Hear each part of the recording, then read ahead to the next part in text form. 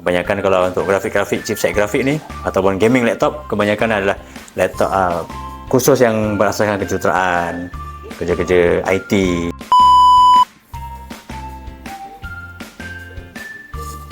Hai. Okey. Sekarang ni, budak-budak gen sekarang ni perlu ke beli laptop yang memang ada grafik tinggi? Bagi saya perlu juga, sebab kebanyakan gen sekarang dia ada main game online.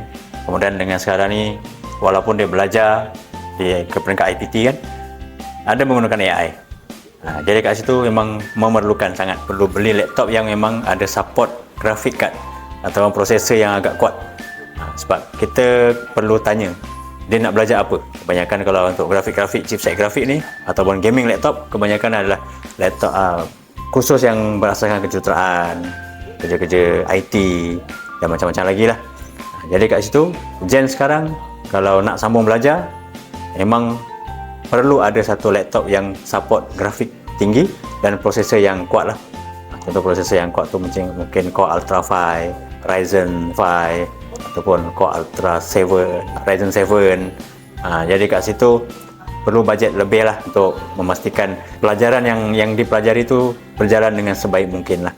Jadi kalau ada pelanggan-pelanggan kami yang nak minta khidmat nasihat daripada kami tentang pembelian laptop, boleh datang jumpa kami, Faizal dan juga Sim di Donet Karisma Komputer Peck Raja. Kami akan bagi satu cadangan yang terbaik lah untuk pelanggan-pelanggan kami sebelum membeli laptop. Jadi beli yang agak mahal untuk kegunaan berpanjangan di masa yang akan datang lah. Itu saja. Jumpa anda di Donet Karisma Komputer. Terima kasih.